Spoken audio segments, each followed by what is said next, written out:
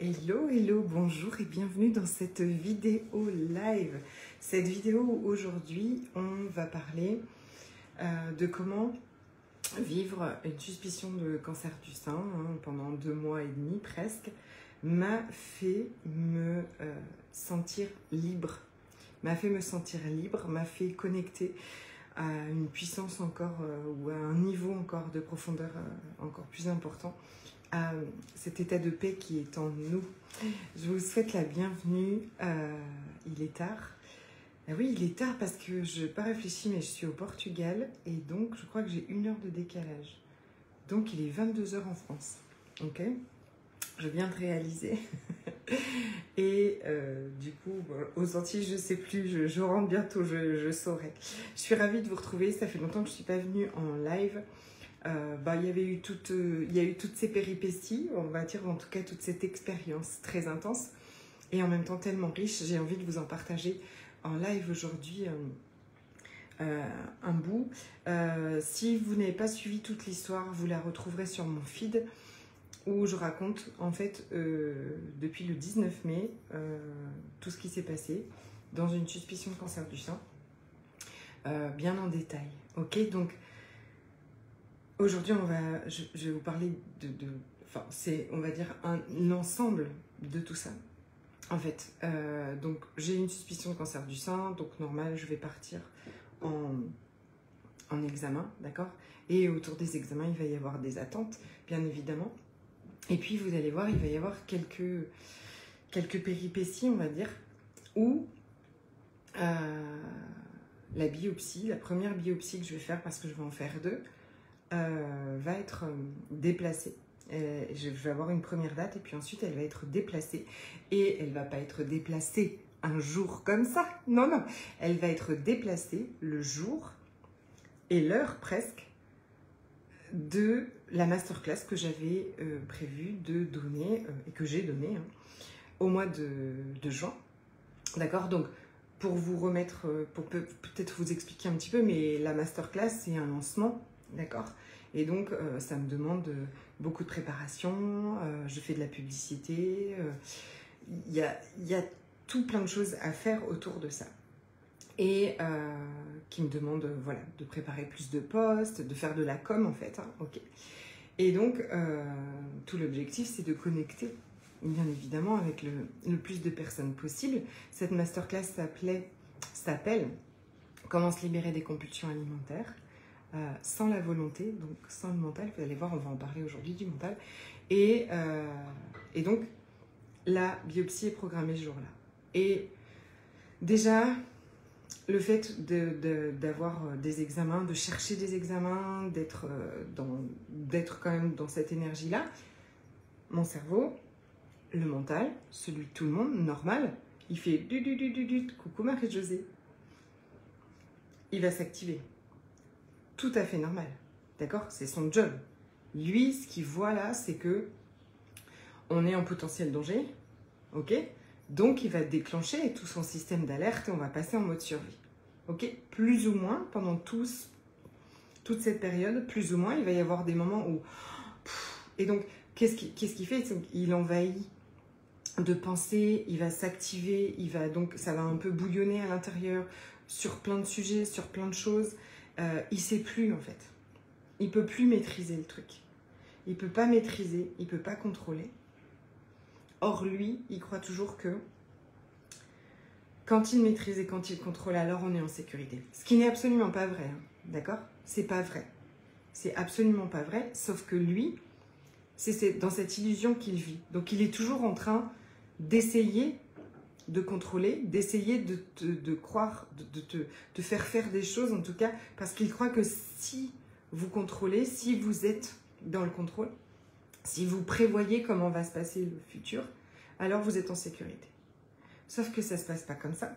Et que quand tu vis une suspicion, donc ça ne se passe pas comme ça pour personne dans la vie, d'accord? Mais pourquoi est-ce que vivre cette suspicion de cancer du sein avec toutes ces attentes, avec toute cette activation du mental, avec l'activation du mode survie et tout ça, a été vraiment un accélérateur de conscience pour moi. Pourquoi est-ce que ça m'a permis de passer, ouais, je dirais à un niveau de conscience, même si j'aime pas utiliser ce mot-là parce qu'il n'y a pas vraiment de niveau, mais vous voyez, à sortir encore plus du mental. Parce que si je restais dedans, je devenais folle. Il était envahissant. Coucou ma Véro! Il était complètement envahissant, d'accord? Mais si vous faites du développement personnel, si vous me connaissez en plus depuis longtemps, si peut-être vous-même vous êtes plongé dans tout ça, vous savez que c'est pas un objectif, mais tout ce que l'on fait, c'est pour sortir de ce fonctionnement dans le mental, dans le contrôle, dans le petit, dans le limité, d'accord, dans la contraction, et de pouvoir s'ouvrir à ce qu'on est vraiment, c'est-à-dire cet état de conscience, d'accord? Il y a en nous une sagesse infinie, il y a en nous le flot de la vie qui se fait, d'accord, comme vraiment un fleuve qui nous passe à travers, quoi, en permanence, et qui va nous guider, qui va nous montrer, qui nous porte en fait.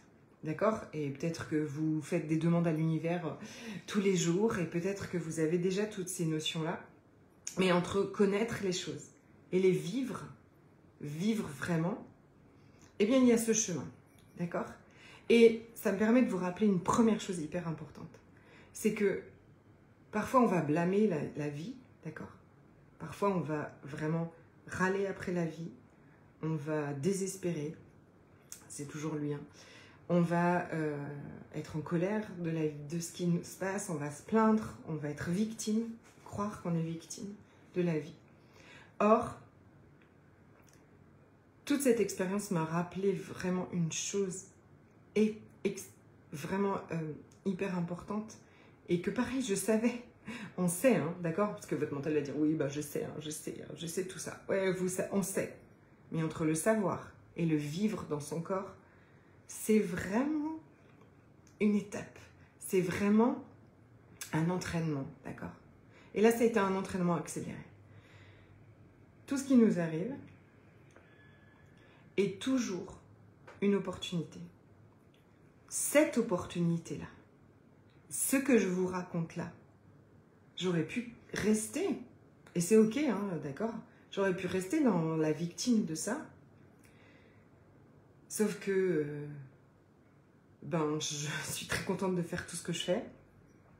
Et que là, en fait, c'était une opportunité. C'était la vie, l'univers qui me pointait en me disant, tu vois, tu n'es pas tes pensées. Tu n'es pas ce système. C'est comme si ça m'a donné une vision très claire de ce mental, de cette machine, de cette activité psychologique du cerveau qui est vraiment comme un ordinateur au contrôle et qui essaye d'assurer la sécurité comme ça, dans une illusion totale.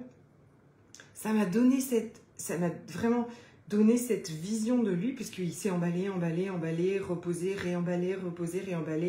Vous trouverez aussi sur mon feed la vidéo la plus vulnérable que je n'ai jamais faite parce que je me suis filmée à ce moment-là, où ça allait pas du tout. Et il se mettait pas, le focus de mon mental qui allait pas du tout, n'était pas du tout sur, on aurait pu dire, hein, sur la peur de la panique et la peur de mourir, la peur d'avoir un cancer. À ce moment-là, en fait, il s'est complètement mis sur la peur d'être nul pour la masterclass parce que j'avais biopsié à midi et j'avais la masterclass normalement à 13h, bon, même si je l'ai déplacée après, je me suis dit, mais enfin, il s'est dit catastrophe, on va jamais y arriver. Pourtant, dès que la dermatologue a changé le rendez-vous, je savais que c'était un portail. Je savais que ça allait être un portail. Je savais que ça arrivait pour que je prenne encore plus conscience que je ne suis pas mes pensées et que quoi qu'il arrive, je peux le ressentir. Je pourrais le vivre. Et même si, évidemment, pendant ces 2 mois, ça a été comme ça et totalement normal, j'ai vu le mental, encore vraiment, mais clairement en fait.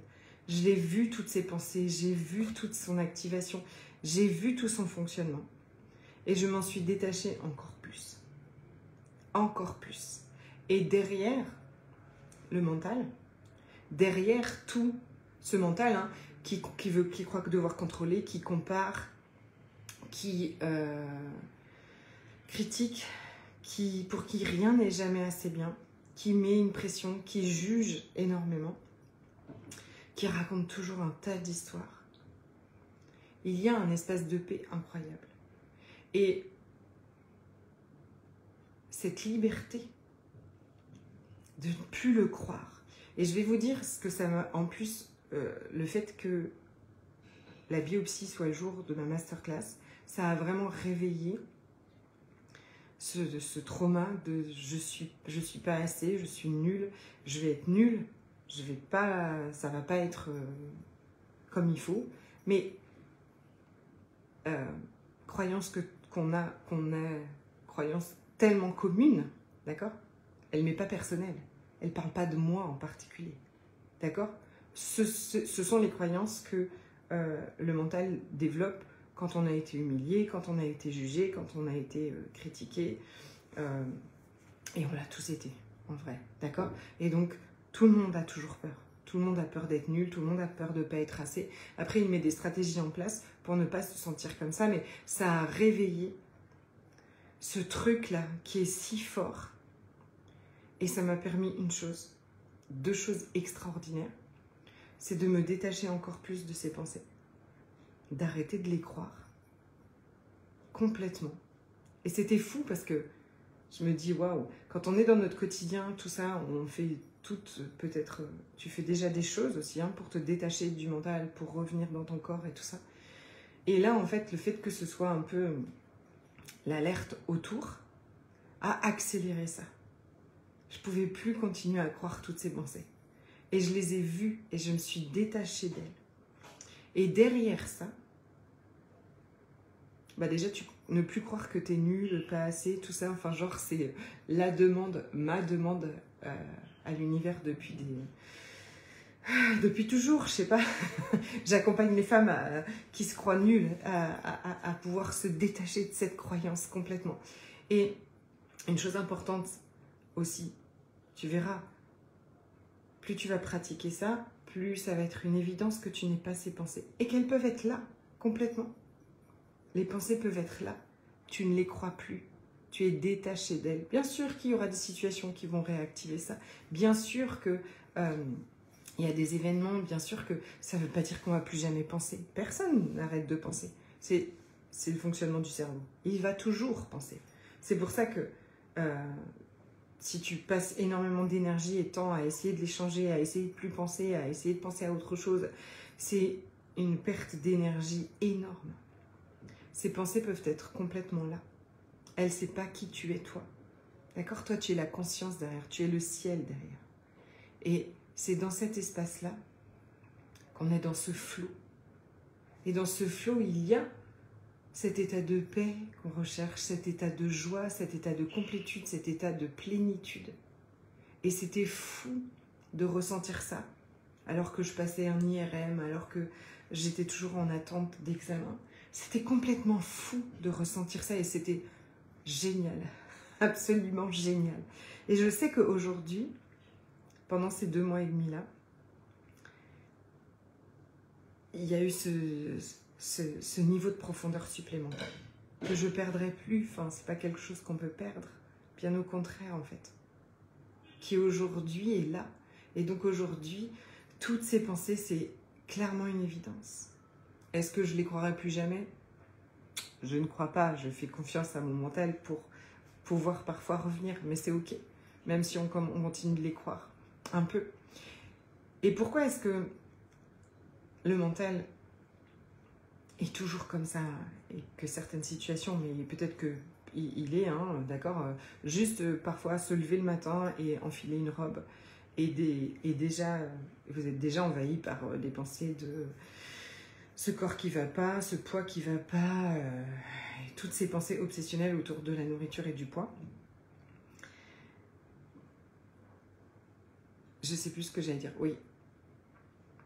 Donc, dans toutes ces situations, d'accord, dans toutes ces situations où ce mental vient comme ça, on peut se détacher de ces pensées. On peut ne plus les alimenter, ne plus les croire, ne plus interagir avec elles, s'en détacher complètement. Et c'est complètement ça l'état de paix que l'on recherche en fait. Et que l'on croit qu'on veut obtenir quand on aura maigri, quand on aura changé de job, quand on aura plus d'argent. C'est totalement faux. Je l'ai eu là, alors que je vivais une situation très intense. Parce que cette paix, elle est déjà là. Elle est déjà là en chacun de nous. Vous l'avez déjà entendu 36 000 fois ce truc-là. La joie est en nous, le bonheur c'est nous, la paix c'est nous, l'abondance c'est nous. Exactement. Et je l'ai vécu pleinement, alors que la situation n'était pas du tout idéale. Et pourquoi est-ce que ce mental fait tout ce bruit? Parce qu'il veut nous éviter de ressentir. Et pourquoi est-ce qu'il fait tout ça? Parce que il veut toujours nous éviter de ressentir. D'accord? Là, il ne voulait pas sentir la peur. Il ne voulait pas ressentir la panique. Alors, il part dans tous les sens pour pas qu'on ressente ça. La deuxième chose importante, c'est que plus vous allez grandir votre capacité à ressentir les émotions, moins il aura besoin de se mettre en alerte. Moins il sera en alerte. Plus vous serez en paix. Et tous les bénéfices secondaires, d'accord? Parce que on va parler, par exemple, le mental est toujours en train de nous comparer, il est toujours en train d'analyser, il n'y a jamais rien qui va. Mais c'est une vraie prison. Se libérer du mental, c'est se libérer de toute cette critique à propos de nous toute la journée, toute cette critique de l'extérieur. C'est se libérer aussi de tout ce qui crée les peurs, de tout ce qui crée les doutes, de tout ce qui crée... C'est se libérer du... Enfin, quand je dis se libérer du mental, se détacher du mental, d'accord? Parce que le mental n'est pas notre ennemi, d'accord? Parce qu'il fait son job. Mais quand vivre une vie dans le mental n'a absolument rien à voir avec vivre une vie hors du mental. Vivre une vie dans ce flot. Et je prenais l'exemple qui vous parlera peut-être, qui parle à beaucoup de monde, des vacances, par exemple, où on est tous ensemble et où on se dit « Ah, j'attends tellement les vacances, où je vais pouvoir enfin me détendre, où je vais pouvoir enfin me relaxer, où cette année, je ne laisserai personne me polluer, où ça va être enfin génial et tout ça. » D'accord? Et puis une fois que vous y êtes, eh bien, il va tout critiquer. Tous les gens qui sont autour de vous voilà, vont perturber ce bien-être, cette détente et ce bonheur. Est-ce que vous aviez tellement décidé pour ces vacances? Et puis si vous vous allongez sur un transat, votre mental va venir vous dire que vous feriez mieux d'aller marcher, bouger, vu le poids que vous avez. Si vous marchez et que vous faites du sport, il va vous dire que vous aviez dit que vous vous allongeriez avec un bouquin et que vous pourriez enfin vous détendre, et donc que vous êtes même incapable de vous détendre même pendant les vacances, et donc que vous êtes vraiment nul. D'accord? Le mental, c'est tout ça. Le mental, c'est les critiques sur nous. Il n'y a jamais rien qui va. Les critiques sur tout l'extérieur. C'est aussi toutes les peurs, tous les blocages. Ok? Si je me détache de tout ce que cette activité du mental, et que je peux aller ressentir tout ce qui veut absolument me faire éviter de ressentir, je suis complètement libre. Je suis complètement libre. Je suis libre et dans le flot de la vie. J'ai vécu cette expérience de suspicion du cancer dans cette ascension. Et pourtant, ça a été des vagues, mais tout ce qui nous arrive, tout ce qui vous arrive, tout ce que vous êtes en train de vivre, si vous prenez tout ce que vous êtes en train de vivre comme cette opportunité d'aller vous détacher de vos pensées et d'aller ressentir dans le corps tout ce que votre mental veut vous éviter de ressentir, vous trouverez. Parce que c'est déjà là, en fait, cette paix, cette joie et cette énergie de vie là qui nous porte et qui nous guide et où il n'y a rien à contrôler. Absolument rien. Si vous avez des projets, si vous avez des créations, peu importe, il y a une façon de faire dans la tête, en essayant de tout calculer, tout contrôler, comme ça s'appelle la prise de tête. Et puis il y a une façon hors de la tête, où on est guidé, où la vie se fait à travers nous. De cet état de paix et cette sensation de liberté, libre de mon mental, libre des jugements, libre de sa critique, libre de ce juge intérieur, libre aussi de tout ce qui se passe autour en fait. J'en ai créé un programme qui s'appelle Libre. C'est original, hein qui commence jeudi, qui est un tarif de 27 € où on va passer 20 jours ensemble d'entraînement à se détacher du mental, d'entraînement à grandir cette capacité à ressentir les émotions, à pouvoir être avec et à ne plus avoir besoin de les fuir, à ne plus se sentir bloqué nulle part et à pouvoir suivre ce flot de la vie. Pour votre couple, pour votre job, avec votre corps, avec absolument tout. Si vous voulez plus d'infos, le lien d'inscription, mettez-moi libre dans les commentaires et je vous l'enverrai. Je vous souhaite une magnifique soirée. J'avais hâte de partager tout ça avec vous. Je vais reprendre les lives, je vais avoir plus de connexion. Je quitte le Portugal mercredi et on se retrouve jeudi dans Libre. Ce sera dans un groupe Facebook et puis il y aura tous les jours ou un live ou un audio, une vidéo, des pratiques et aussi on va aller plus en détail dans tout ça. Ok ? Je vous fais des gros bisous, belle soirée.